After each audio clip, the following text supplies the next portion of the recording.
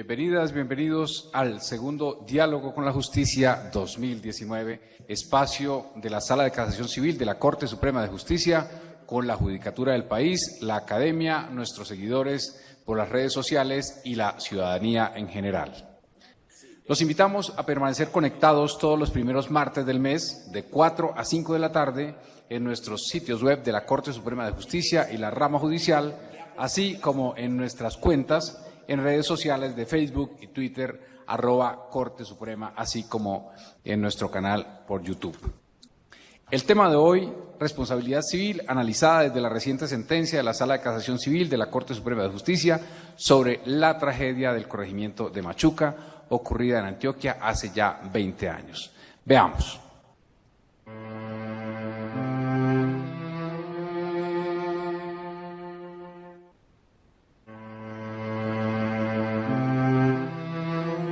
Esta tragedia ocurrió el 18 de octubre de 1998 cuando, como producto de un atentado dinamitero perpetrado por el grupo guerrillero el ELN, se produjo el derrame aproximadamente de 22.000 barriles de petróleo que cayeron al cauce del río Poncuné. El crudo en llamas llegó a la ribereña población de Machucas o Fraguas en horas de la noche. Muchos de sus habitantes fallecieron o quedaron heridos con secuelas permanentes.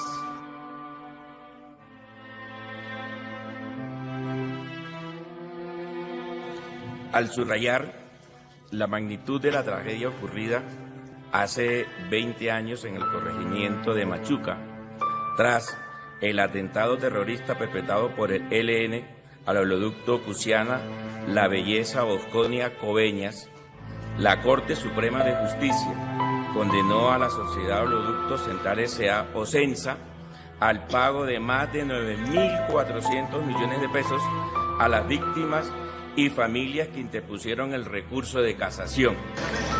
Esta tragedia que dejó 84 muertos y que fue causada por un atentado del ELN en 1998 contra el oleoducto tiene hoy un nuevo responsable. La Corte Suprema condenó a la Sociedad Oleoducto Central Ocensa a pagar la millonaria suma de 9.400 millones de pesos a las víctimas. Según la Sala Civil, la ubicación del oleoducto representó un peligro para la población de Machuca. Para la Sala quedó demostrada la responsabilidad civil de Ocensa, decretada en primera instancia por el Juzgado de Segovia y el Tribunal Superior de Medellín, al determinar que fue equivocada la ubicación del oleoducto en relación con la población, por situaciones previsibles como la posible alteración del orden público y el caudal del río Poncuné, cuyas corrientes efectivamente contribuyeron al siniestro padecido por los ribereños.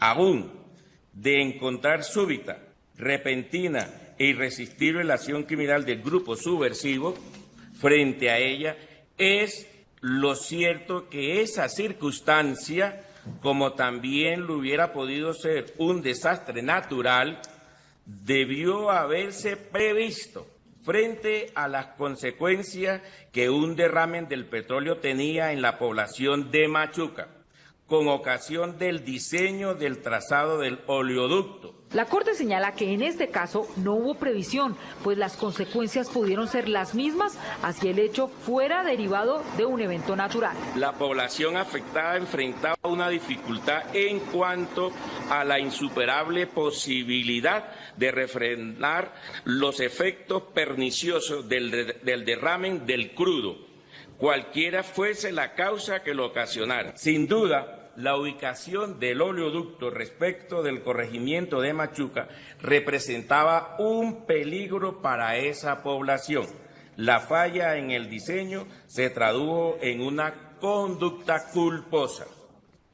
La Sala de Casación Civil, al dar la razón a los reclamos de los demandantes en relación con daños extrapatrimoniales a la vida de relación y moral, procedió a reajustar las condenas que por tales rubros impuso el Tribunal Superior de Medellín a cargo de Ocensa, al considerar que no correspondía a lo que la Corte había establecido como parámetro, que debía aplicarse en casos que, como el de Machuca, la crueldad y sufrimiento innegables de las víctimas ameritaban el reconocimiento de perjuicios extrapatrimoniales en toda su dimensión.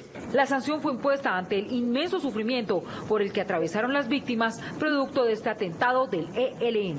La atrocidad de los hechos y el desamparo en que quedaron muchos niños al ser privados de sus familias, cuidado y amor, constituyeron elementos de juicio para que la Sala de Casación Civil reajustara las condenas. Frente al fallo, la firma Ocensa dijo a Noticias Caracol que son respetuosos de la justicia, pero que lamentan el fallo, pues consideran que la compañía fue una de las víctimas del atentado terrorista.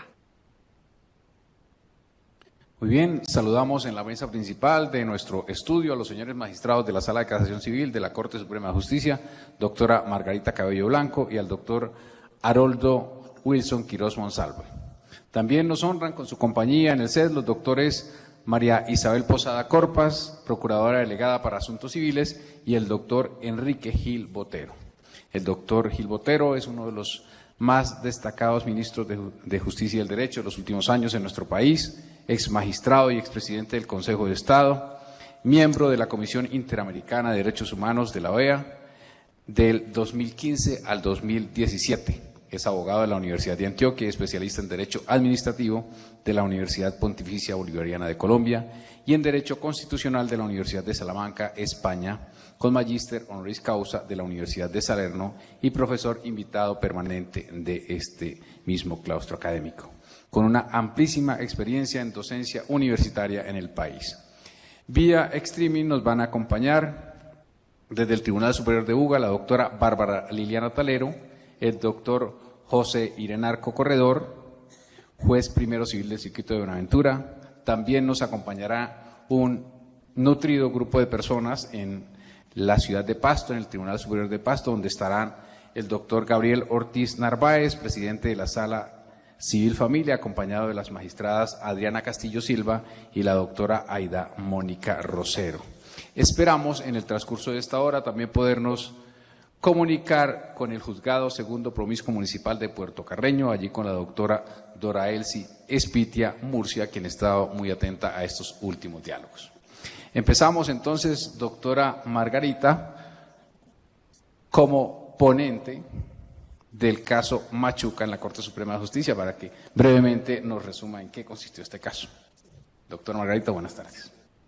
Doctor Haroldo.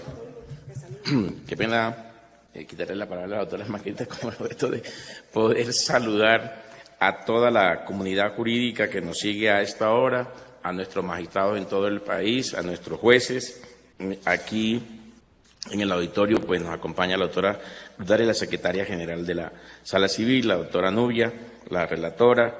Bienvenida, doctora María Isabel, nuevamente a acompañarnos en este proceso y que se vincule pues toda la Procuraduría Delegada con sus procuradores en el país al programa, y especialmente a nuestro conferencista, panelista en la tarde de hoy, el doctor Enrique Gil Botero, con el cual tenemos una gran amistad y sabemos de su trayectoria en estos temas y que lo hizo muy bien cuando fue magistrado del Consejo de Estado y cuando estuvo también en la Corte Interamericana. Igualmente, sus escritos lo dicen mucho, sus últimos textos sobre el tema. Doctora Margarita, sí, estamos pues prestos a seguir con este programa. Estamos en nuestro tercer año, sí, y creo que ha dado un buen resultado. Aquí en el auditorio nos acompañan también personas de la Defensoría del Pueblo, de la Procuraduría y, por supuesto, nuestros funcionarios de la Sala Civil. ¿Sí? Bienvenida, entonces, esta tarde al programa. Lo mismo que la doctora Isabel y el doctor Enrique. Buenas tardes a todos, aquí los que están en el auditorio. Un saludo muy especial a nuestro magistrado y líder en este programa de los diálogos, el doctor Haroldo Quirós Monsalvo.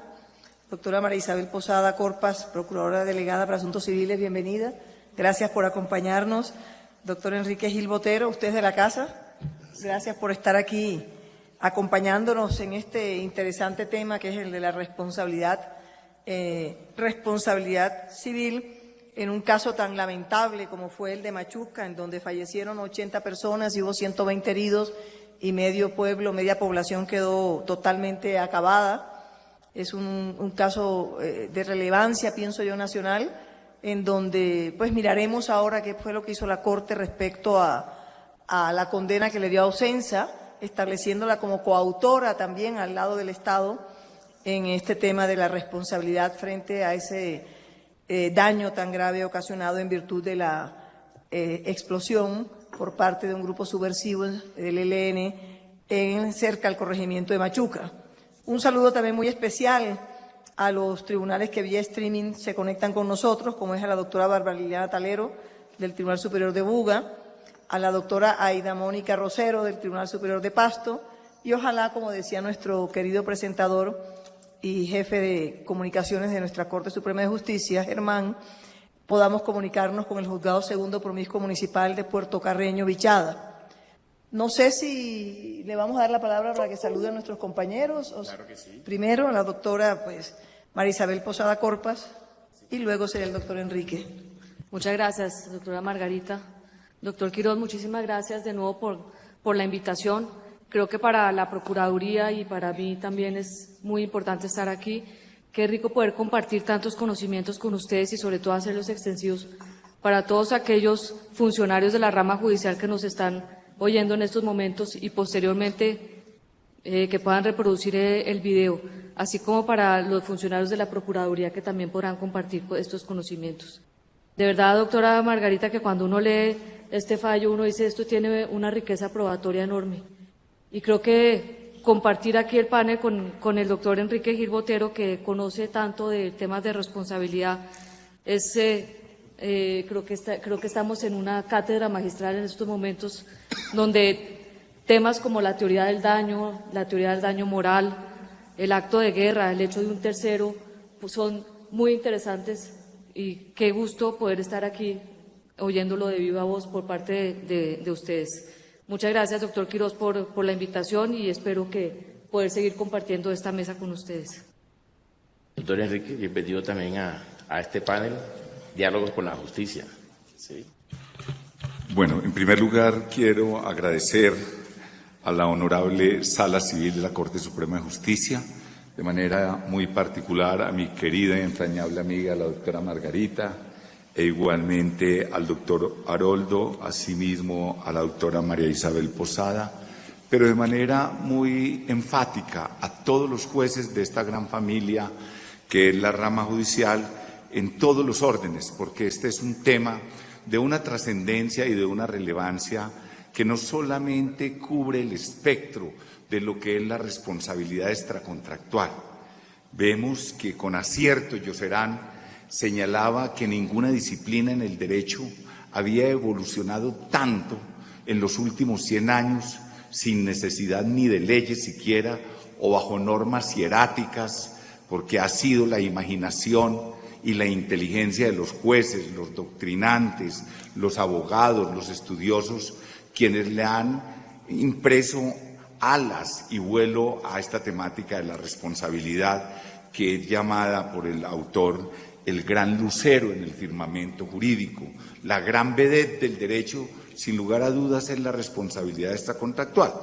Entonces, un saludo a toda la comunidad jurídica y un agradecimiento muy sentido a la Sala Civil de la Corte y una felicitación porque estos espacios son los que se necesitan a efectos de poder hacer y someter al tamiz de la crítica, del debate con la academia y con la comunidad las decisiones de los jueces, bajo un principio indeclinable, que las decisiones de los jueces se tienen que acoger y se tienen que respetar. Pero ello precisamente dentro de la dialéctica y la argumentación nos permite que seamos críticos y de una manera respetuosa frente a estos temas. Voy a la esencia que hoy nos ha convocado. Esta sentencia es particularmente interesante, aunque yo tengo muchas observaciones sobre los puntos básicamente de la responsabilidad y la tipología del perjuicio inmaterial, no solo frente a la sentencia, sino frente al manejo que viene dando la jurisdicción civil y de manera particular la Corte, la Sala Civil. E inclusive tengo observaciones sobre el manejo que da la Sala Penal en lo que concierne al Código Penal cuando habla de perjuicios materiales y morales. La verdadera lectura que debe hacerse allí dentro de un campo de argumentación y de comprensión de lo que es la tipología, la norma del artículo 92, 93 y 94, cuando habla de que los perjuicios derivados con motivo de la conducta punible son los materiales y los morales, ello no es válido desde el punto de vista de la jurisprudencia de la misma Corte y del Consejo de Estado. Hoy, el temple y la lectura de esa norma del Código Penal es los perjuicios materiales e inmateriales o extrapatrimoniales, como se quiera, pero ahora más adelante me voy a referir a la tipología del perjuicio que la sentencia desarrolla de una manera muy vasta en el concepto de lo que es daño a la vida de relación que reconoció la Corte en el 2008, que yo tengo serias observaciones porque creo que ya el concepto de daño a la vida de relación ha sido recogido inclusive por la jurisprudencia italiana, como lo voy a demostrar ahora mediante una pluralidad de sentencias, pero vamos en orden.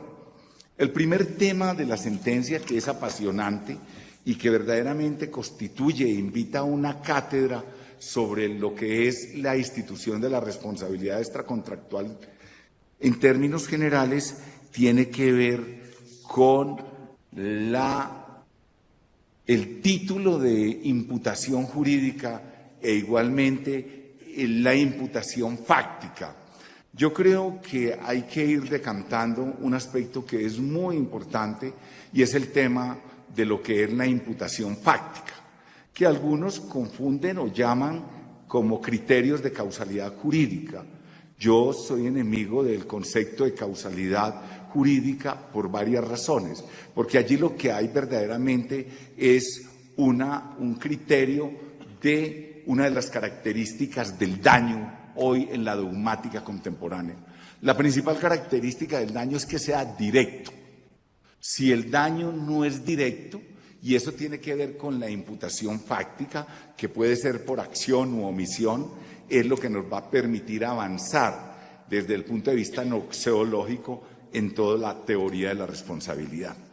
Ahí se enseña todavía en las universidades que los elementos son el daño, el hecho, la relación de causalidad del daño.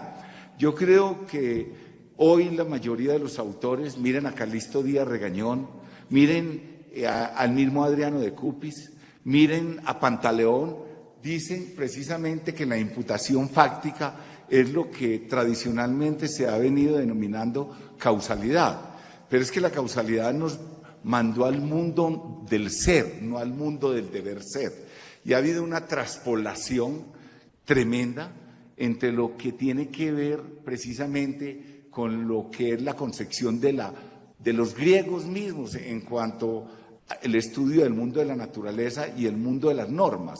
El mundo de la naturaleza está gobernado precisamente por la fisis, y dentro de esa fisis están las leyes de la naturaleza, y las leyes de la naturaleza tienen una estructura óntica donde el presupuesto básico es la causalidad, o sea, la causa y efecto a través de un nexo que es el nexo causal. Y de allí precisamente va a hacerse un discurso de demostración, de lógica bivalente, de lógica formal. Y por eso las ciencias naturales demuestran y manejan criterios de verdad. En cambio, las normas que corresponden al nomos, y esa distinción fue clara desde el siglo V antes de Cristo, precisamente por los sofistas que vieron que si la naturaleza era perfecta, el mundo del deber ser tenía que tratar de construir un arquetipo similar, y por eso la lógica deóntica va a estar estructurada sobre el supuesto y la consecuencia jurídica a través de un nexo que es la imputación. Y por ello el derecho se va a entender hoy día como interpretación o como demostración. ¿Y esto por qué es importante? Porque es que siempre es, y Kelsen lo señala, el mismo Kelsen dice que la ley de la causalidad es ajena al mundo del derecho. Y lo dicen todos los autores hoy día en ese sentido, haciendo un replanteamiento de lo que inteligentemente fue pensado. Si todo lo inteligente ya fue pensado, hay que volverlo a repensar. Y entonces la estructura ha sido, digamos, en los diferentes matices la teoría de la equivalencia de las condiciones, la causalidad próxima, la causalidad eficiente, la causalidad adecuada, para explicar lo que no ha podido explicarse de manera satisfactoria al entendimiento. Por ejemplo, la causalidad de las omisiones. No puede haber causalidad frente a las omisiones.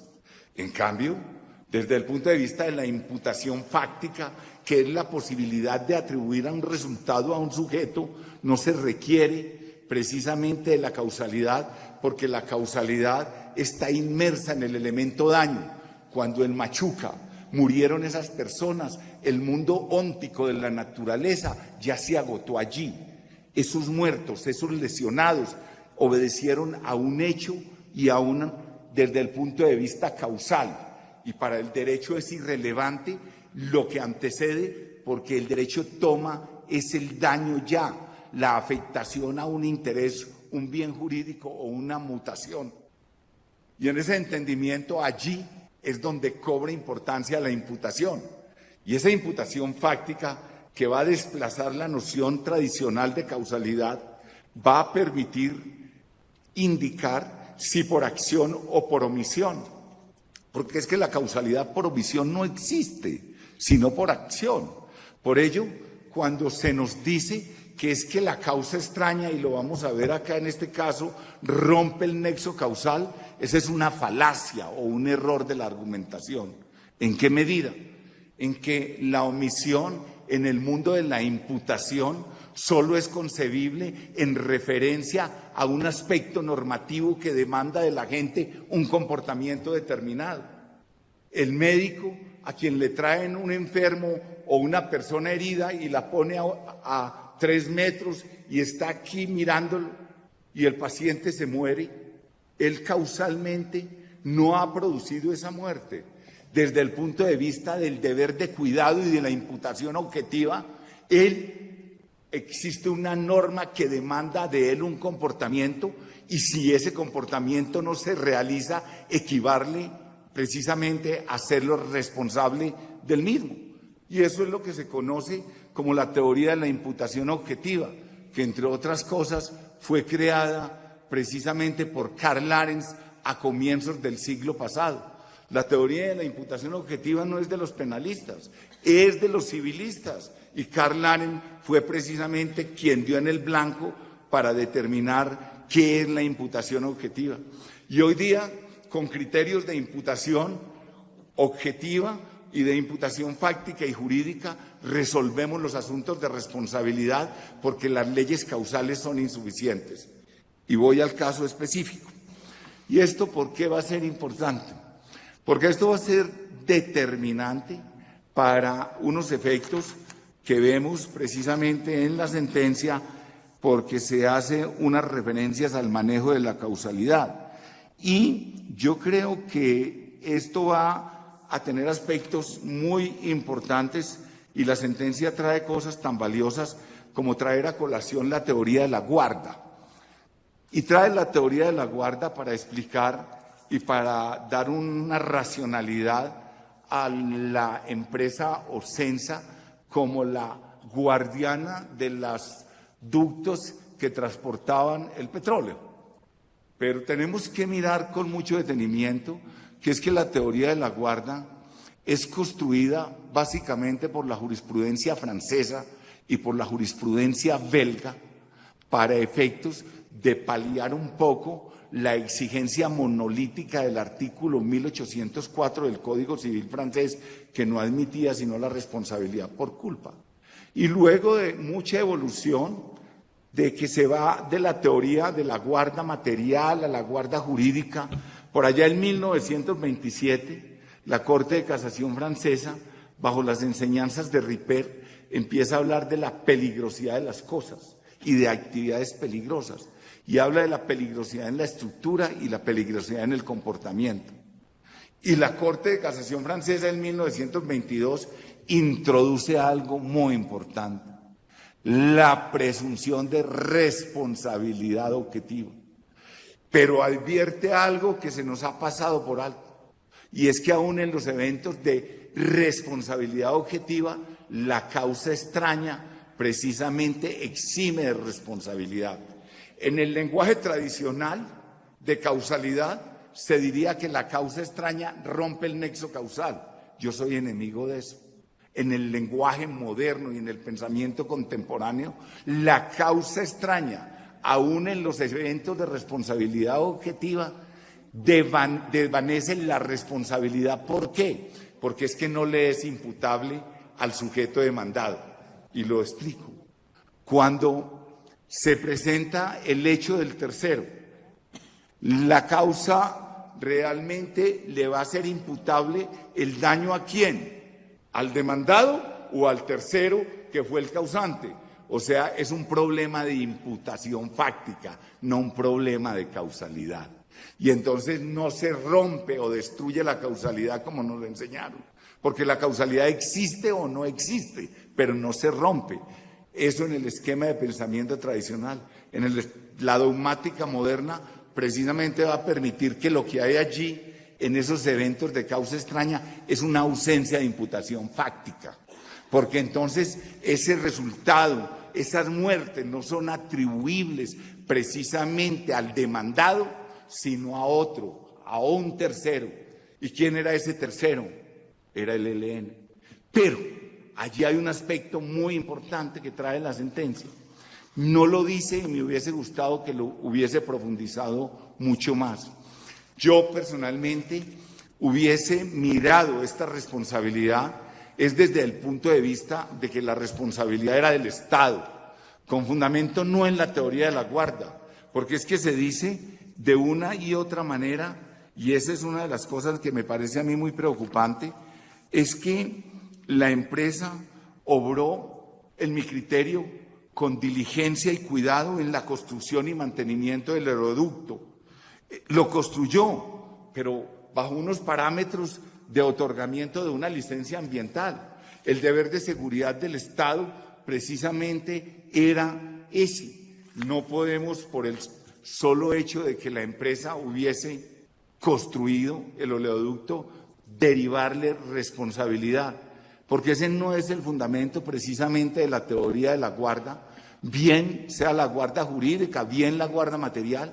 Y nuestra Corte acoge desde 1972 la teoría francesa de la guarda, en la explicación que le dio al artículo 2356 del Código Civil en el año 30, con la Corte de Oro y específicamente con las ponencias de Eduardo Zuleta Ángel, que advirtió que el artículo 2356 tenía que decir algo diferente al 2341. La interpretación no podía ser la misma, la ubicación posterior, los casos en sí mismos eran entitativos de culpa probada. Entonces, ese entendimiento que da la Corte de Oro y que ha mantenido la Sala Civil en todos los eventos ha sido para aligerar en cierta forma, bien bajo presunción de culpa y en otros esquemas, bien bajo la teoría de las actividades peligrosas o la responsabilidad por riesgo, aligerar al demandante de un fardo probatorio que es ese elemento. Entonces, todo eso ha sido muy importante, pero yo considero que hay algo que realmente creo que deja un vacío y la sentencia es muy importante porque toca muchas instituciones, toca toda la teoría de la guarda, toca la teoría de las actividades peligrosas, toca la teoría de la responsabilidad objetiva. Igualmente alude a aspectos tan valiosos como el decantamiento del artículo 2356. Pero hay algo que realmente deja una insatisfacción. ¿Y qué es? Que yo creo que no podía exigírsele a la empresa responsabilidad por haber creado un riesgo que un tercero aprovechó para causar un daño. Pero lo más grave que me parece a mí es que la compañía aseguradora, la llamada en garantía, se le exime de responsabilidad porque el hecho del tercero sí exime de responsabilidad para el llamado en garantía, pero no exime de responsabilidad para el demandado principal. Yo creo que la sentencia tuvo que haber construido una argumentación mucho más sólida, porque queda ahí como una contradicción, que el hecho del tercero, ¿qué es el hecho del tercero en teoría de imputación fáctica? es que esa responsabilidad era atribuible a quién. La imputación era para el tercero, el que generó y el que causó el daño. Y frente a esto es muy importante que en la responsabilidad por actos terroristas, desde vieja data, desde la Corte Suprema, desde finales de 1800, en un caso de Santa Marta, precisamente tuvo una postura muy importante donde generó una impunidad para condenar, porque dijo que no existía ley en ese caso específica para condenar por actos de tercero. Pero posteriormente, por los años de 1965, en el caso Alfonso Sierra, en una extraordinaria ponencia de Gabriel Rojas, vuelve a retomarse la responsabilidad por actos de terrorismo.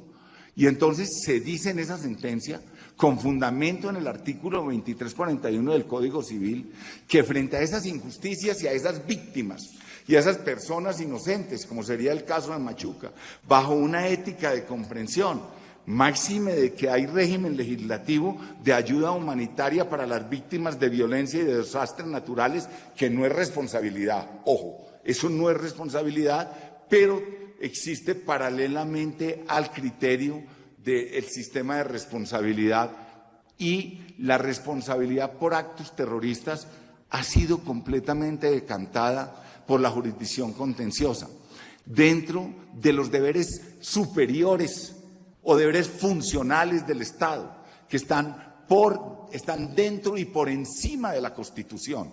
Y entonces, ¿qué es lo que se ha construido allí precisamente para solventar estas situaciones de personas y comunidades que son víctimas del atentado terrorista? Es que una cosa que me parece que hay que mirar en la sentencia es que se dice que el acto terrorista era previsible. Eso yo, con el debido respeto, digo que no es cierto. ¿Por qué no es cierto? Las notas características del terrorismo son la imprevisibilidad y la irresistibilidad. Y aunque sean imprevisibles e irresistibles, el Estado tiene que responder, pero con fundamento en el régimen del daño especial. El fundamento del daño especial, que obedece a un empoderamiento de orden constitucional, a los principios de dignidad, de solidaridad y de igualdad, el fundamento de imputación jurídica. Y entonces, ¿qué significa esto? Que la imputación fáctica es el prius, es la antesala de la imputación jurídica. Y ese prius o esa antesala precisamente va a permitir que, una vez acreditada o constatada la imputación fáctica, puede el juez ir a buscar la racionalidad jurídica o fundamento de su decisión, que podía ser perfectamente una concepción culpabilista, una responsabilidad objetiva, para este caso la responsabilidad con fundamento en el daño especial. Ese punto lo podemos dejar ahí por un momento, porque yo creo que el punto más importante, avanza un poquito, que es el segundo y lo voy a plantear genéricamente, tiene que ver con la tipología del perjuicio inmaterial. Miremos que desde mediados del siglo... Si quieren lo dejamos ahorita para que Margarita pueda trabajar. Bueno, perfecto. Es importante el exhorto que hace el doctor Enrique Gil en relación pues con las sentencias y las críticas pertinentes que hay allí. De eso se trata este panel. ¿sí? Me parece que esto es lo que le ha generado una gran aceptación por parte de todos los que nos siguen a esta hora en el país, con el objeto de poder ir construyendo a través de los aportes que puedan hacer los invitados que siempre traemos aquí al panel. Doctora Margarita, en ese aspecto sí que podremos desarrollar entonces en lo que tiene que ver con la sentencia y lo que se concretó en la sala en relación con esa responsabilidad que habla el doctor Enrique Gil. Gracias, doctor Haroldo. Sí, indudablemente, Enrique lo sabe, en la Sala Civil de la Corte se ha mantenido como en un criterio tradicional sobre los aspectos de la responsabilidad civil. Ha seguido manejando todavía los temas del artículo 2356 bajo el criterio de presunción de culpa, algunos llaman de presunción de responsabilidad. Sigue manejando todavía los temas de causalidad y de nexo causal y los tres elementos fundamentales. En ese sentido, es cierto, lo seguimos manejando de esa forma. Y en este específico asunto,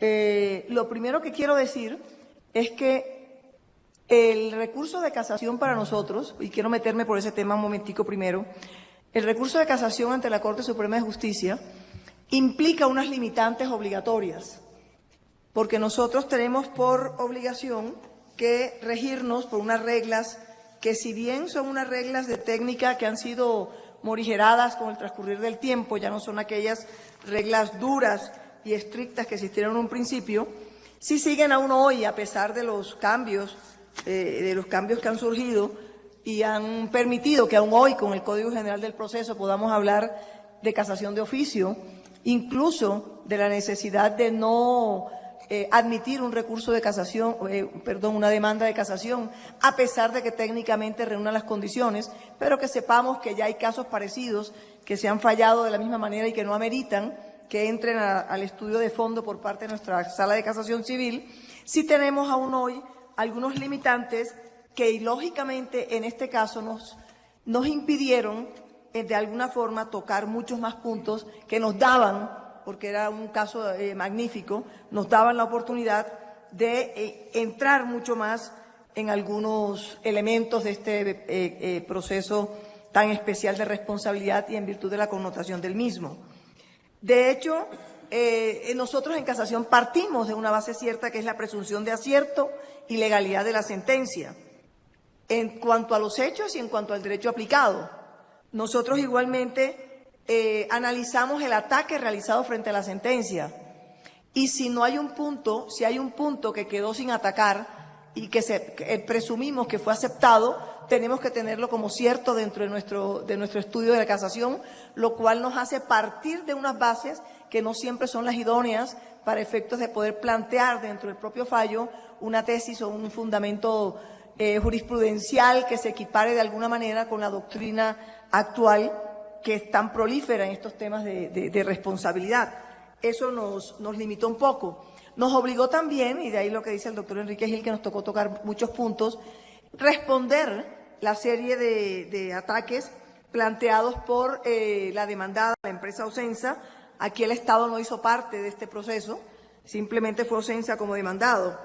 Y el cuestionamiento, por ejemplo, sobre si el petróleo es o no una actividad peligrosa, que fue uno de los grandes ataques que hizo la empresa dentro del caso, nos llevaron a tener que hacer un estudio, y por eso la sentencia contiene un poco un estudio de la historia del 2356 para poder ratificar la condición de que el manejo de este tipo de productos sí implica una actividad peligrosa.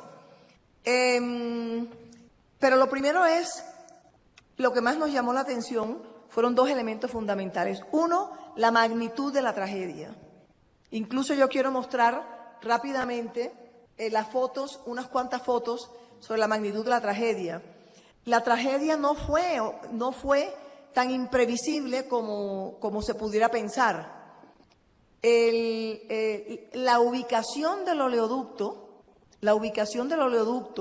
a una posición en la montaña alta muy cercana al pueblo, a la población de Machuca, de por sí, cuando fue solicitada la autorización para la construcción del oleoducto, la entidad presentó 3 proyectos. Y cuando presentó esos 3 proyectos y pasaron por el curso de las autorizaciones ambientales, de las autorizaciones del Estado, el defensor del pueblo de la época, los representantes de la población, siempre estuvieron prestos a reclamar que era muy peligrosa la colocación del oleoducto en el sitio en donde se había planteado. Incluso, probatoriamente observamos en la sentencia que había los 3 proyectos o propuestas presentadas por la entidad privada, ninguna tuvo en cuenta la peligrosidad de la colocación del oleoducto, a pesar de las reclamaciones de la población y del defensor del pueblo de su época. Tan es así que probatoriamente está demostrado que tanto la Defensoría del Pueblo como las entidades del Estado le exigieron cuando el Estado escoge una de las 3 propuestas, autoriza, no es que escoja, autoriza una de las 3 propuestas, se le exige a la empresa todas las previsiones tendientes a lo que podría ocurrir en caso de que hubiera una explosión o un atentado, porque acuérdense la época en que está ocurriendo todo esto. Anterior al 98 de la construcción del oleoducto. En el oleoducto el atentado ocurre en el 98, pero cuando ya estaba la estructura, ya estábamos en presencia de un estado problemático frente a la subversión. Es decir, no era extraño para el país la situación de peligrosidad frente a los permanentes atentados que se hacían ante las conducciones de petróleo y específicamente en los oleoductos.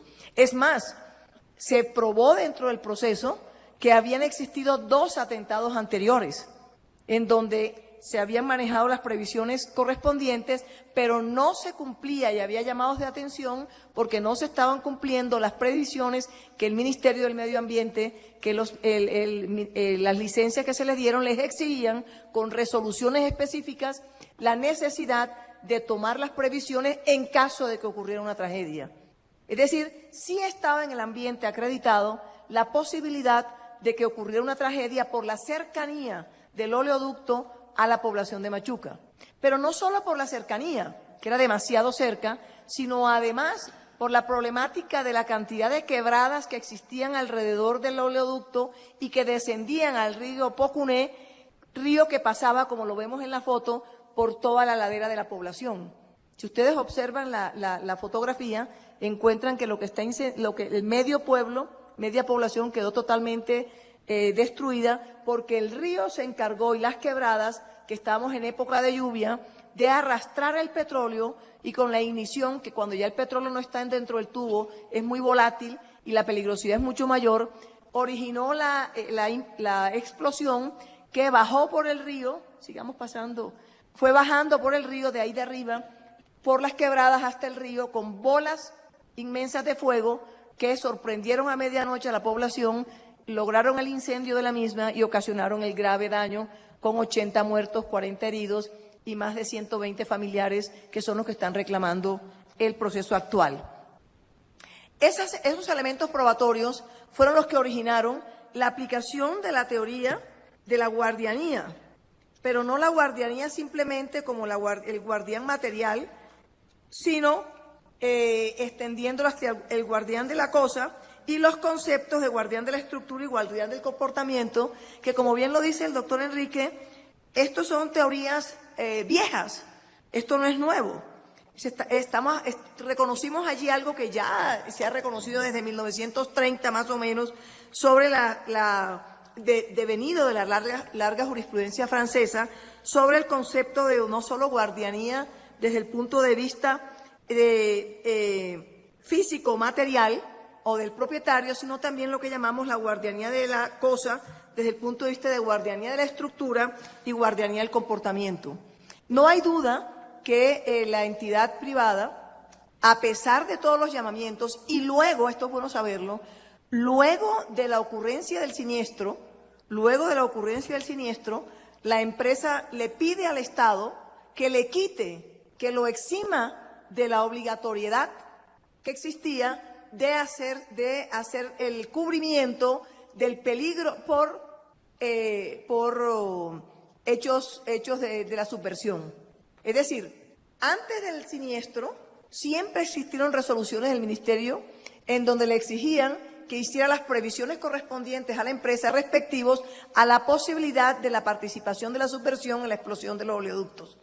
Luego de ocurrido la explosión, hubo una discusión en cuanto a ese punto específico de exigencia en donde la empresa le exigía al Estado, le solicitaba al Estado que lo eximiera de cubrir ese riesgo tan alto como era el de la guerrilla o la subversión, por cuanto que debía cumplirlo el Estado. Y luego de unos recursos contra esas resoluciones, el Estado le quita esa responsabilidad a la empresa.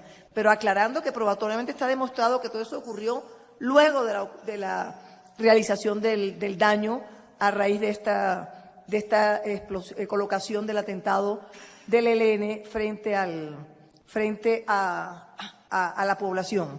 Entonces, con todos esos elementos probatorios ya demostrados por el tribunal y ratificados por nosotros, llegamos a la conclusión de que sí, evidentemente había habido una guardianía en cuanto al comportamiento, aun cuando el tribunal habló, y eso no lo profundizamos mucho, las previsiones no fueron las suficientes. El llamado de atención, el aviso suficiente para que la población se retirara, es decir, todas esas medidas preventivas no fueron lo suficiente en el momento, pero lo más importante para nosotros fue la guardianía de la estructura. Fue la entidad privada quien presentó las tres proposiciones para la ubicación del oleoducto. Lógicamente, ¿cuál era el tema? En el fondo vimos o presumimos ver, si se puede decir así, que la colocación del oleoducto en la montaña equivaldría de alguna manera a una disminución en los costos de la construcción del oleoducto, porque lógicamente por gravedad era mucho más barato el manejo del oleoducto que colocarlo de una forma distinta, en donde seguramente era necesario utilizar algunos tipos de implementos o de maquinarias como motobombas o alguna cosa que obligatoriamente eso podría encarecer un poco el proceso de transporte del petróleo por ese oleoducto. Entonces, nosotros consideramos que en la elaboración y la estructura del oleoducto en sí, en su construcción, hubo participación de la empresa y por lo tanto había responsabilidad porque el propio Estado le había dado esa posibilidad de que tenía que cubrir ese riesgo de guerrilla o subversión, porque estamos en pleno momento de guerrilla y de problemas de seguridad en nuestro país en esa época. Pero además, si el Estado era el responsable, le correspondía, y aquí viene el tema de la casación, era necesario que entonces la entidad demandada demostrara por qué él no tenía esa responsabilidad que apareció demostrada en el proceso y que solo era el Estado el responsable por la construcción y la autorización o el permiso para la elaboración de esa estructura del oleoducto dentro de la autorización, que no quedó demostrado dentro del proceso, y eso nos hizo también frenarnos un poco. Es decir, que para nosotros había coautoría porque los permisos los solicitó planteando 3 propuestas, pero en las 3 propuestas, reitero, siempre estaba la colocación allí y el Estado le dijo a Ocensa que tenía que ser el responsable de cubrir los riesgos que por guerrilla o por situaciones de orden público se presentaran, porque era normal que ocurriera eso en ese caso. Más o menos ese fue el manejo en este punto específico. El otro punto, para explicar un poco referente, eso es frente a la guardianía. Frente a las causas, pues nosotros tratamos de hablar un poco del tema causal, pero porque ellos insisten en que la excepción que debió haber prosperado fue la ruptura del nexo causal, así lo manejó la excepción, ruptura del nexo causal por causa extraña. Fue más o menos la forma como presentó la excepción en su momento la entidad. Recordemos que estas demandas son bastante viejas, antiguas, 20 años con este proceso, y que estamos todos en aplicación del Código de Procedimiento Civil, y tenemos que ubicarnos un poco en cómo era la visión de la responsabilidad, la posición de la Corte en esas épocas, porque nosotros como Corte de Casación tenemos que ubicarnos temporalmente en el momento en que fue estudiado el caso y en que fue fallado el caso, y para esa época, como todavía aún cuando ya estamos hablando, doctor Enrique, en una que otra, todavía no mucho, de imputación objetiva o imputación fáctica, estamos entrando un poco, pero insistimos en que no, todavía la Corte sigue siendo tradicional en eso. Entonces, no nos metimos mucho en el tema causal de la causa extraña, porque no era el elemento fundamental en este caso, porque encontramos culpa de la entidad demandada. Y si había culpa de la entidad demandada, no podría acompasarse con la causa extraña. Porque casualmente uno de los elementos que quita la posibilidad de causa extraña es que haya culpa en la parte demandada. Y como nosotros consideramos en la sala civil que sí había culpa por la construcción y la ubicación del oleoducto, destruimos la posibilidad de causa extraña porque se encontró probada la culpa. Sin embargo, tratamos de hablar un poco de las diferentes formas, de las teorías causales, que evidentemente es un dolor de cabeza. Nunca se han podido poner de acuerdo ni los más grandes expositores en ese sentido. De hecho, hace unos años se reunieron 10 grandes expositores de responsabilidad para analizar cuál debía ser la mejor teoría sobre la causa para efectos de orientar y unificar criterios, y creo que no pudieron ponerse de acuerdo, y llegamos un poco a la teoría de la equivalencia, que aplicamos un poco, tratamos de orientar hacia la teoría de la equivalencia y la condición sine qua non como para ambientar el tema de pronto, pero no nos quisimos meter por la causa porque, repito, no había ruptura de nexo causal como lo planteó Ocensa, y por eso tuvimos que tocarlo, porque encontramos demostrada la culpa, que era un tema fundamental en ese punto. Y finalmente, respecto al tema de la absolución de la compañía aseguradora, que el tribunal absolvió, el juzgado había condenado a la compañía aseguradora para que fuera responsable y cubriera el siniestro, y una de las quejas en casación era de que si había causa extraña, y por ese lado nosotros por ese lado se dijo que no había causa extraña, pero ya estoy explicando por qué fue que se dijo, porque había culpa, por qué se había condenado, por qué se había absuelto a la aseguradora. Entonces, ¿por qué condenamos a Ocensa y por qué absolvimos a la aseguradora? Ahí el tema fue distinto, un poquito distinto en el análisis, porque aquí el punto no era que la aseguradora no cubría la causa extraña, sino que ese específico riesgo de guerrilla era un tema excluido en la póliza. Ustedes saben que las pólizas, las compañías de seguro manejan mucho de acuerdo con las situaciones del país, manejan un poco qué pueden cubrir o qué no pueden cubrir. Y el tema no era si había causa extraña o no, sino era que era una causal de exclusión de responsabilidad de la compañía aseguradora.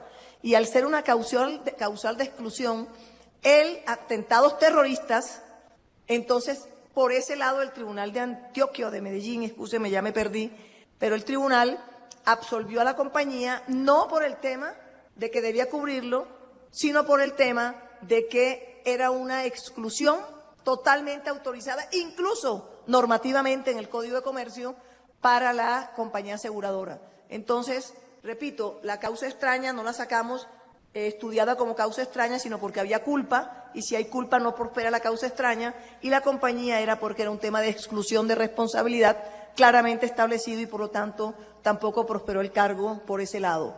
Es más o menos, pero insisto, la base esencial fue que la compañía sí tenía sí había asumido la responsabilidad por actos terroristas. Tan lo había asumido que había una resolución del Ministerio de Medio Ambiente en donde le decía que era de su exclusiva responsabilidad los temas de previsión por actos guerrilleros, actos terroristas. Pero repito, esa resolución luego del atentado fue muy discutida, fue revocada mediante una reposición de esa resolución, porque la compañía, y hay que entenderlo, era un tema muy delicado, manifestó que no tenía ella por qué asumir esa responsabilidad, sino debía ser el hecho de la estructura del Estado. Y con eso es un poco para contarles las prácticas propias el hecho de los ataques, caso limitado siempre por la posibilidad de que en la casación se atacara a uno determinado. El guardián de la estructura no fue bien atacado en casación y por eso gozaba de la presunción de acierto y de legalidad. Es más o menos la historia. Germán, vamos a darle participación a uno de los tribunales, especialmente el Tribunal de Pasto, a ver qué pregunta hay en relación con ella, para luego regresar con el doctor Enrique Gil, que lo queremos aprovechar en un punto que es clave. Perfecto, doctor Haroldo. Tenemos dos tribunales rápidamente, si quiere, doctor Haroldo. Vamos rápidamente entonces con el Tribunal Superior de Buga, donde la doctora Bárbara Liliana Talero y el doctor Orlando Quintero acompañan al doctor José Irenarco Corredor, juez primero civil del circuito de Buenaventura. Buga, ¿nos escuchan? Sí, buenas tardes, ¿me escuchan? Sí, señor, buenas tardes, adelante. Bueno, adelante, cordial sí, saludo a los magistrados de la Sala Civil de la Corte Suprema de Justicia al invitado especial doctor Gil Botero, magistrados y demás acompañantes del Tribunal Superior de Buga y cibernautas que nos acompañan. Con el debido respeto que me merecen los honorables magistrados de la Corte Suprema de Justicia, en los comentarios que he escrito para ser más preciso en razón del breve tiempo con que cuento para esta intervención, me permito disentir de la sentencia a la cual en el presente diálogo se ha hecho referencia por lo siguiente. Se estableció en la sentencia que el criterio de imputación fue el de responsabilidad extracontractual por actividad peligrosa, el cual se desprende de la interpretación jurisprudencial que desde mediados del siglo pasado se hizo al artículo 2356 del Código Civil. La Corte, tratándose del ejercicio de actividades peligrosas, ha decantado que tal responsabilidad se juzga al abrigo de la presunción de culpabilidad y entonces cualquier exoneración debe plantearse en el terreno de la causalidad mediante la prueba de un elemento extraño como el hecho de un tercero o culpa exclusiva de la víctima. Pese a lo anterior y estando probado que el hecho que ocasionó la tragedia en el corregimiento de Machuca fue el actuar doloso del grupo denominado ELN, pues así la propia Corte Suprema de Justicia lo estableció en sentencia del 7 de octubre del 2007, es decir, el hecho de un tercero, no se casó la sentencia del Tribunal de Instancia que encontró civil y extracontractualmente responsable a la sociedad demandada. Sin embargo, sí se casó parcialmente respecto de la condena a la compañía de seguros que fue llamada por la demandada en garantía bajo el argumento de, abro comillas, la aseguradora no adquiere la obligación por estar excluida la cobertura cuando en el evento detonante del siniestro intervino el hecho del tercero, mencionado como causal excluyente, lo cual en mi sentir no es lógico, pues si el hecho de un tercero se constituye como causa excluyente de responsabilidad de la compañía aseguradora, por la misma razón debió absolverse a la sociedad demandada. Ahora bien, en la sentencia se dice que existió una concausalidad por cuanto, si bien se acepta que fue el actuar de un tercero el que originó el daño, se afirma que la sociedad actora también contribuyó en él mismo al construir el oleoducto en un sitio alto en relación con la ubicación del corregimiento de Machuca, no previendo las consecuencias que llevarían un derrame de líquido inflamable y por cuanto no acató una directriz del Ministerio del Medio Ambiente relativo a efectuar un análisis del riesgo sobre la variable de orden público y la probabilidad de atentados. Y si eso fue así, al haber un actuar culposo de Ocensa por no prever tales situaciones, entonces la compañía de seguros debía responder, pues si el atentado terrorista no fue el único hecho originario del daño, sino también un acto propio del asegurado, la aseguradora tenía la obligación contractual de pagar la indemnización. A manera de ejemplo, supongamos que el oleoducto se hubiera construido no en la parte alta de Machuca, como lo fue, sino en la parte baja, que el corregimiento citado estuviera ubicado en la ladera y al momento de una explosión originada por un grupo al margen de la ley, debido a fuertes vientos que avivan el fuego hacia arriba, es alcanzado rápidamente por las llamas. Entonces, en tal hipotética circunstancia, también se le adjudicaría al constructor del oleoducto haber actuado con imprevisión por no prever esa posible situación. De razón así, todo el que crea un riesgo sería condenado, pues siempre se encontraría si hubiera hecho, si hubiera previsto tal o cual cosa. Sería una responsabilidad llanamente objetiva, sin ninguna posibilidad de absolución, conclusión que no se compadece si se tiene en cuenta la actual época de desarrollo industrial y tecnológica en la cual constantemente se crean riesgos que pueden ser aprovechados por terceros para ocasionar daños. Me pregunto además, ¿a un particular se le puede trasladar la responsabilidad del Estado cuando en el artículo 2 de la Carta Política se establece que las autoridades de la República están instituidas para proteger a todas las personas residentes en Colombia en su vida, honra y bienes? No creo. Por eso la directriz del Ministerio del Medio Ambiente, que le indicaba a la sociedad demandada hacer un análisis del riesgo sobre la variable de orden público y la probabilidad de atentados, no es un argumento válido para declarar la responsabilidad, pues tales obligaciones no pueden ser trasladadas a los particulares y por ello fue que lógicamente tal directriz fue revocada posteriormente por la Administración. Indudablemente debe existir una reparación a las víctimas del corregimiento de Machuca. Sin embargo, considero que a la luz de los fundamentos de la responsabilidad civil extracontractual por actividad peligrosa, no era viable condenar a la sociedad demandada al estar probado que el daño fue causado por un tercero, aunado a que, en lugar de ser coautora del hecho, la sociedad demandada fue una víctima más y solo debe responder por los daños que ocasione en ejercicio de la actividad peligrosa, incluso por imprevistos, mas no por lo que ocasionen terceros en forma dolosa. Muchas gracias. Doctor Irenarco Corredor, muchas gracias. nuestros invitados, los magistrados acaban de tomar nota de sus observaciones. Vamos rápidamente al Tribunal Superior de Pasto para recibir un saludo del doctor Gabriel Ortiz Narváez, presidente de la Sala Civil Familia. Pasto, buenas tardes, adelante. Muy buenas tardes, honorables magistrados, muchísimas gracias por permitirnos participar en este evento tan importante para nosotros.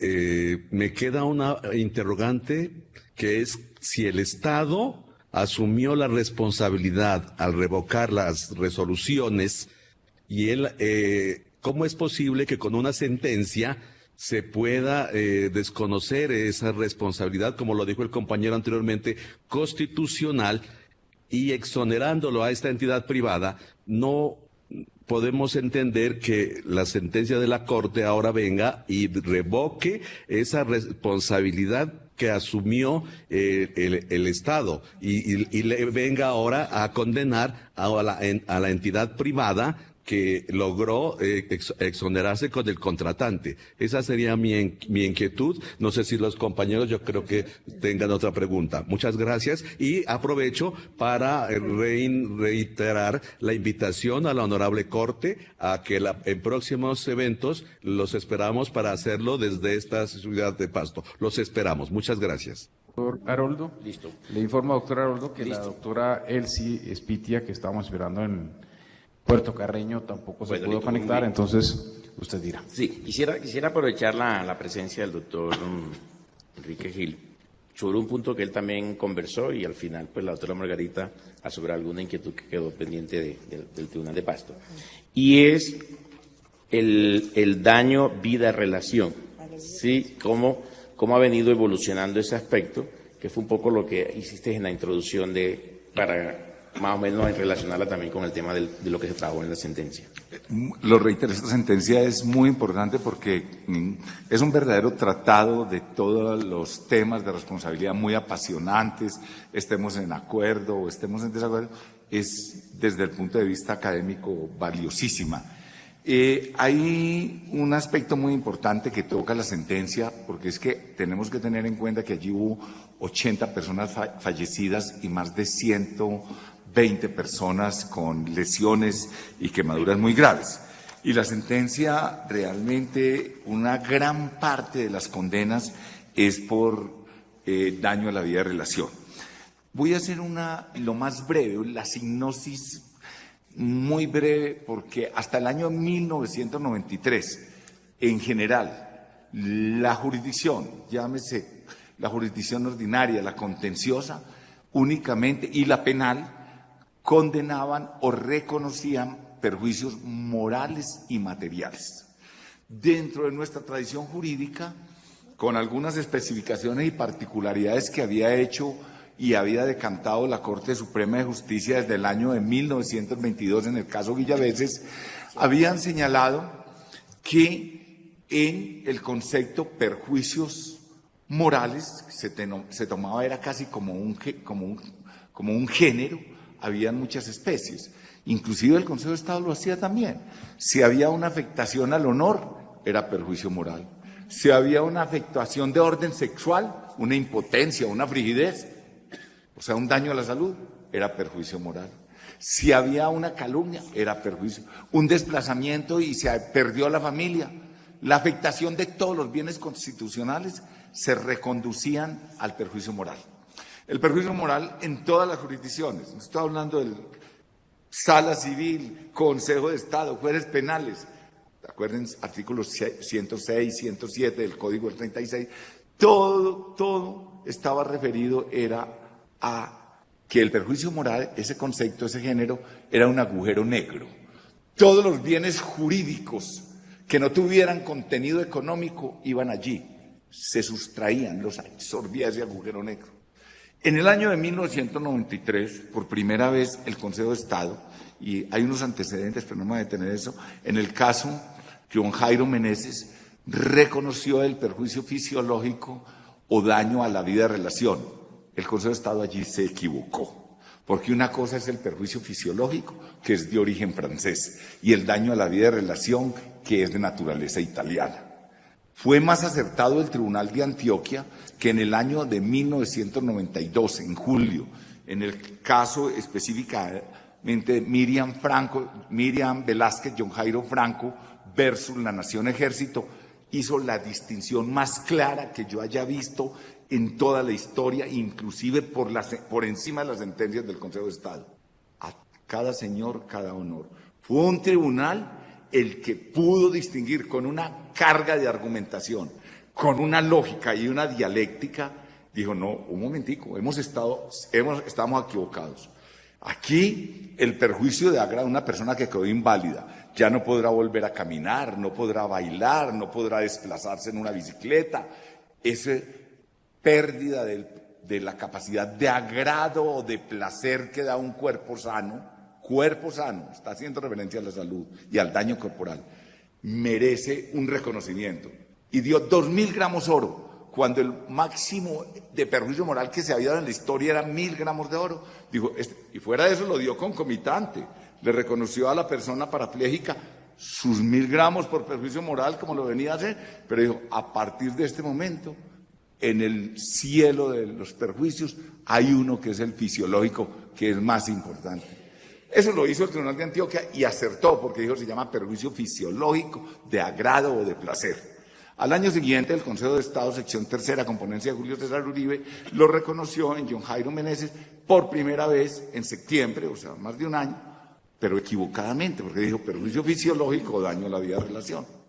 Y únicamente, como lo dijo el Tribunal de Antioquia, se le reconoce a la persona por daño a la salud, daño corporal, daño psicosomático. Y el Consejo de Estado también lo reconoció al perjudicado directo, a nadie más. Posteriormente, para no alargar mucho, en el año 2000, una sentencia del Consejo de Estado dijo, no vamos a seguir llamando esto perjuicio fisiológico, de ahora en adelante eso queda proscrito, se va a llamar daño a la vida de relación. Y en ese daño a la vida de la relación ampliamos el concepto en una megacategoría donde el perjudicado directo también podrá ir, pero aquel que sufre una calumnia podrá reclamar daño a la vida de relación. Aquel que quedó en una situación de insolvencia podrá, fuera de los perjuicios materiales, podrá reclamar daño. Al que se le ha alterado el registro civil podrá reclamar daño a la vida de relación. O sea, creó una megacategoría. Reemplazó el agujero negro del perjuicio moral del 93, lo reemplazó por el nomen juris de daño a la vida de relación. El Consejo de Estado, en una sección de grupo en el 2007, donde yo disentí, salvé voto, lo aclaré, dijo, no, queremos algo más amplio. Si esto es una megacategoría, queremos una super megacategoría, porque un concepto donde quepan todos los bienes jurídicos, el universo de bienes, y lo vamos a llamar alteración de condiciones de existencia. El perjuicio de alteración de condiciones es de origen francés, precisamente en un caso que no va a traer a colación, pero es muy importante, y se hizo esa anotación. En el año de 2008, la Sala Civil reconoció el daño a la vida de relación cuando ya el Consejo de Estado lo había dejado de lado y lo había cambiado por el de alteración de condiciones de existencia. Pero en el 2011, en unas sentencias que tuve el honor de ser ponente y que las denominamos las sentencias gemelas de unificación, hicimos un replanteamiento y dijimos, hay una entropía, hay una situación caótica en materia de tipología del perjuicio inmaterial. Y recorrimos algo que es importante, la constitucionalización del derecho de daños, y empezamos a mirar cómo desde mediados del siglo pasado se ha generado un fenómeno donde la institución de la responsabilidad extracontractual ha sido permeada, como todas las ramas del derecho, por el fenómeno de constitucionalización del derecho.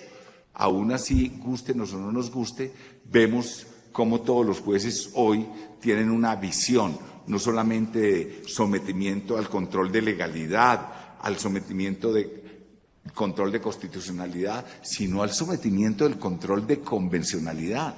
Se ha construido un ordenamiento jurídico muy sólido, protector de garantías, de derecho en todo orden, que se ha enlistado sobre 3 pilares fundamentales: dignidad, igualdad y libertad. Y entonces todo esto, ¿qué genera? Genera algo muy importante en el campo de la responsabilidad extracontractual. Y es que en esa sentencia se dijo, miremos cómo esas megacategorías como el daño a la vida de relación, el de alteración de condiciones de existencia, el de perjuicios morales antes del 93, estaban generando una distorsión y una dificultad en los jueces tremendas porque estaban mutando la naturaleza de los bienes jurídicos.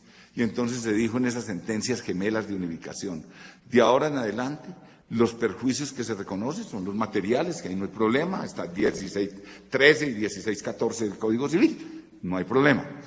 Perjuicios morales, reducidos obviamente o circunscritos por el pretium dolor, la afectación, todo esto que conocemos, e igualmente el daño a la salud. Entonces, en el campo de los perjuicios inmateriales, los morales, el daño a la salud y la afectación a bienes constitucionales. Podíamos haber dicho no, morales y afectación a bienes constitucionales, porque es que la salud es un derecho fundamental, artículo 42, me parece. Entonces, pero nos pareció tan importante la distinción dogmática entre lo que es daño a la persona y daño a las cosas, porque es una visión antropocéntrica y una visión de clasificación del perjuicio más moderna, y en el daño a la persona vamos a distinguir entre lo que es el daño consecuencia y lo que es el daño evento. ¿Y por qué es importante eso? Porque estábamos haciendo algo que era completamente distorsionado. A una persona que sufría en esos casos de esas dos sentencias, una persona que fue mutilada por unas minas antipersonales, se le estaba dando los siguientes perjuicios por el Tribunal de Antioquia y en la otra por el Tribunal de Risaralda. 1, daños materiales, perfecto, lucro cesante, daño emergente. Se le daba alteración de condiciones de existencia, se le daba perjuicio sexual, tantos gramos de oro, perjuicio estético, porque altera la forma y la estética, tantos gramos de oro, perjuicio psicológico, tantos gramos de oro. O sea, se hacía un desglose de lo que son las secuelas de una afectación a la salud. Hay que mirar qué es la salud en los términos de la OMS, de la Organización Mundial de la Salud. Hay que mirar qué es el concepto de patrimonio biológico para entender qué es la salud como bien constitucional.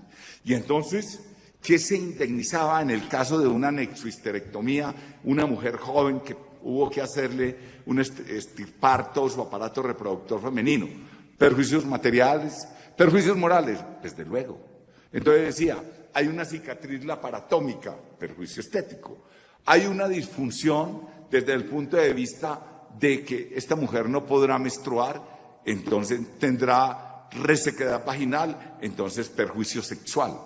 Las mujeres jóvenes que quedan en esta situación quedan en una tendencia a sufrir alteraciones psicológicas, perjuicio psicológico. O sea, cada secuela de lo que es la salud se indemnizaba como si fuera un bien. Eso es antitécnico, anticientífico, y obviamente hay que entender lo que es el patrimonio biológico, lo que es el daño corporal, lo que hoy entendemos precisamente dentro de la función que tiene que cumplir la medicina y el derecho en la concreción de eso. ¿Por qué fue importante esto? Porque todas las fundamentaciones de esta sentencia, que son loables y plausibles, frente a las víctimas que quedaron con funciones retráctiles, quemaduras de segundo, de tercer grado, por el solo hecho, la sentencia otorga daño a la vida de relación. Y lo que dice la doctora Margarita es válido. En casación tienen unas limitaciones técnicas, pero la Corte es muy inteligente y siempre ha sido muy inteligente y con esas limitaciones ha hecho avanzar. Y yo celebro que la Corte en el 2008 haya avanzado al reconocimiento del daño a la vida de relación y que aún hoy lo mantenga, pero invito a que lo supere por el reconocimiento de bienes constitucionales, que ya la Corte lo ha dicho, pero un poco tímida en algunas sentencias. Inclusive en la misma sentencia del 2008 siguiente dice, sí, el daño a la vida de relación, pero también hay que proteger bienes constitucionales. lo ha dicho y yo creo que ha dado un gran paso y va en una dirección correcta. Pero mire cómo es la situación de confusa, que hoy todavía en la misma sentencia, en la de Machuca, en la página 353, la sentencia habla del proyecto de vida, que es un perjuicio que la Corte Interamericana utilizaba. En la página 355, la sentencia de Machuca habla la dramática alteración de las condiciones de existencia, que es otra megacategoría. Y en la página 354 dice, se reconoce el daño a la vida de relación por las lesiones corporales, físicas, psíquicas y las lesiones de bienes o intereses. Se reconoce el perjuicio al placer o perjuicio fisiológico del derecho francés. Se reconoce el perjuicio estético, todo englobado dentro del daño a la vida de relación. Entonces miren ustedes que el concepto daño a la vida de relación ya fue inclusive superado por la jurisprudencia italiana, donde aquí se digo en un pequeño libro que yo tengo, la constitucionalización del derecho de daños, dice, se dice, el concepto daño biológico o daño a la salud agrupa, entre otros, el daño estético, el daño a la esfera sexual, el daño a la incapacidad laboral genérica, todo lo cual ha sido recogido y reconocido por la Corte Suprema de Casación italiana en las sentencias tales como 8 sentencias. Entonces miren ustedes que es un paso muy importante que la Corte ha dado al reconocer una tipología diferente al daño moral, porque ha entendido y ha comprendido y ha elaborado que hay otros bienes jurídicos importantes, como es que no tienen que ser necesariamente el perjuicio moral o seguir cometiendo el error metodológico y epistemológico y de noxología jurídica de constreñir todos los bienes jurídicos, bienes constitucionales al perjuicio moral. Entonces hoy, en vez de daño a la vida de relación, en un caso decimos el derecho que se tiene a la familia, el derecho constitucional al honor, al buen nombre, el derecho constitucional a la salud, y en ese daño a la salud que nosotros allí en esas sentencias gemelas de unificación se hizo por el Consejo de Estado una verdadera decantación muy importante de lo que es la salud como bien fundamental, como derecho constitucional. Entonces, esta es una invitación para que sigamos todos, la comunidad jurídica, y celebro que la Corte desde el 2008 ya haya hecho esta flexión de reconocer el daño a la vida de relación, y en sus sentencias ya se habla de bienes constitucionales, aunque todavía no lo ha reconocido, pero creo que pronto seguramente lo hará, porque ya lo dijo, uno ve su pensamiento, su ratio, es ese sentido, y esa sería una verdadera clasificación y una tipología del perjuicio en consonancia o simetría con el derecho constitucional y con la constitucionalización del derecho de daños. Daños morales, daño a la salud y afectación a bienes constitucionales. Yo quiero darles las gracias, con esto ya termino mi exposición, pero esta sentencia sería para hablar toda una tarde maravillosamente de estos temas, pero quiero darles las gracias a la Sala Civil, a todos ustedes, y invitarlos a que sigamos pensando y trabajando en esto, y felicitar a la Corte porque en sus sentencias precisamente ha ido forzando a través desde el caso Villaveses de 1922, todo un avance, erosión, paulatinamente va avanzando, y ojalá próximamente veamos unos pronunciamientos donde para bien o para mal se hable de lo que es la constitucionalización del derecho de daños. Gracias, doctor Gil. La corporación, usted conoce su estructura y especialmente la Sala Civil, que ha venido siendo muy conservadora también en sus aspectos de mantener su línea jurisprudencial, y estos aspectos que usted ha tocado en el día de hoy, pues los tendremos en cuenta, porque este panel se trata de un proceso de construcción, escuchando a las personas con experiencia como la suya, que ya pasó también por el Consejo de Estado, pero como dice la canción, vamos despacito. Bueno, desafortunadamente el tiempo nos coge. La doctora Margarita va a hacer un cierre un poquito cortico sobre ese aspecto, y damos un paso entonces a Germán para el cierre del programa. Sí, en el tema tan interesante y que ha sido objeto de muchísimos debates sobre el daño a la vida y relación y el daño a los bienes protegidos constitucionalmente, indudablemente. La discusión grande que hemos tenido al interior, y repito, recuerden que estos diálogos son opiniones, nunca imposición de criterios, eso es lo bueno de estos diálogos y de los 3 años que llevamos. La discusión ha sido grande al interior de la Sala de Casación Civil y hemos llegado hasta ahora, lógicamente, hemos pensado con las desavenencias y las aclaraciones y los salvamentos propios de este tipo de debates dentro de grupos, como somos 7 magistrados, es que no hemos querido irnos más allá de empezar a categorizar diferentes clases de daños extrapatrimoniales. Y hemos tratado de considerar que una cosa, lógico, son los daños patrimoniales, en eso no hay problema, y otra cosa los extrapatrimoniales, diferenciando ya hoy en día lo que es un daño moral, especificando lo que es un daño moral, que creo que en la sentencia tratamos de decirlo, ampliando un poco la magnitud del daño moral, y además considerando que cualquier otro daño de afectación a derechos constitucionales fundamentales puede caber dentro de la concepción de daño a la vida y relación. Es más o menos la orientación que estamos tratando de llevar. Hemos tenido un par de sentencias, hay una de hace como 3 o 4 años sobre el buen nombre, en donde se fue un poquito más allá y trató de clasificar esos daños, pero realmente no hemos llegado al criterio de empezar a categorizar diferentes clases de daños extrapatrimoniales fuera de los dos, daño moral y daño a la vida y relación. Y ubicamos dentro del daño a la vida y relación, aclaro, con las disidencias propias y las discusiones propias que esto trae, de que todos los coloquemos allá. Todos esos daños a los derechos constitucionales fundamentales podrían caber dentro de la concepción del daño a la vida y relación o, ¿por qué no?, de alguna manera, algún tipo de concepción, y aquí estoy diciendo algo ya que puede ser de asustar, dentro de la concepción de daño moral. Porque en esta sentencia tratamos de decir incluso que ese daño moral va más allá de la afectación física y por eso le damos la misma sanción o la misma cuantificación del daño a los menores que a los mayores. Casualmente porque decimos que el daño moral no es una afectación física o fisiológica, sino es la consecuencia de una afectación a un derecho fundamental, de alguna manera. Y en esta sentencia estamos diciendo un tema que no hemos tenido oportunidad de tocarlo mucho más a fondo, porque, repito, cuando nos llega el caso es cuando podemos hacerlo. Es que se decía que los menores, como no sufrían porque eran muy menores, entonces no tenían derecho a daño moral. Y en esta sentencia estamos diciendo los menores tienen la misma condición para cuantificarles el daño moral a la par que los mayores, por cuanto que ese menor va a crecer sin el padre, sin el hermano, etcétera, etcétera. Pero además tratamos de tocar un poco en la sentencia el tema del daño acaecido a este grupo cuando la población se acabó.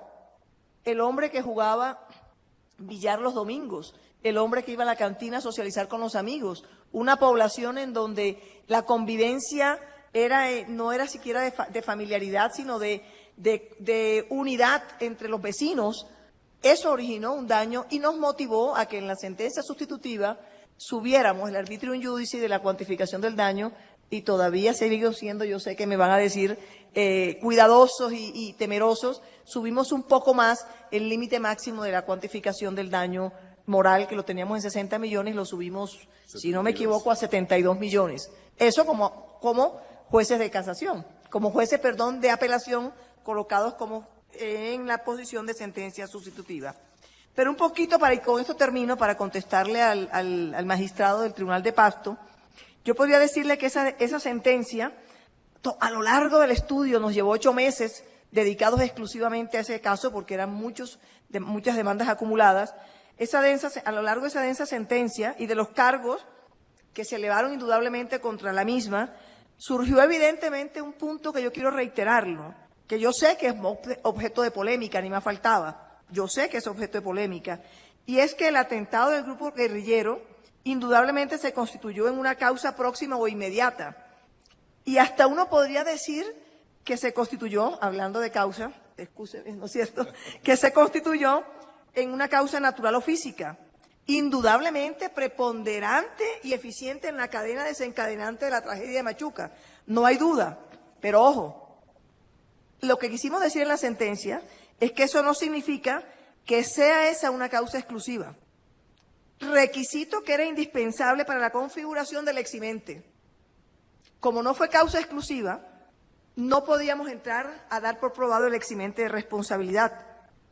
Y eso fue lo que hubo de examinar en el cargo. Ahí fue donde entramos a examinar. Como hubo culpa por negligencia, entonces la materialización del tribunal no solo en los actos de operación del oleoducto, como lo habíamos dicho, porque había sido objeto de anteriores atentados en zonas muy próximas y además la fatal situación del tercer atentado que originó por causas diferentes el desastre, la tragedia, porque fue una tragedia. Eso origina que al haber concausa no pudiéramos trabajar con eximente.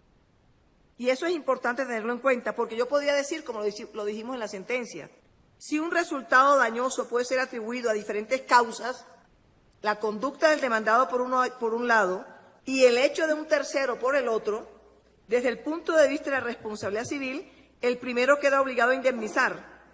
Pero desde el ángulo del seguro, para separarles un poco, la aseguradora no adquiere la obligación por estar excluida la cobertura.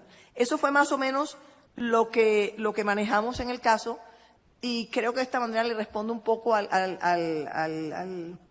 Tribunal de Pasto, porque, repito, nosotros consideramos que eran dos los responsables, a pesar de que había una causa y había una concausa.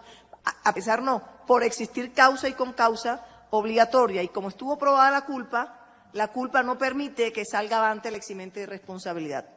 Eso fue más o menos lo que manejamos en la sentencia. Reitero, sé que ha sido debatida, sé que pueden no estar de acuerdo, pero tratamos de unificar todos esos elementos probatorios para llegar a la conclusión de que en este específico caso, lo cual no quiere decir que siempre que haya atentado va a ser responsable alguna entidad que participó en la estructura de la cosa objeto del siniestro, sea responsable.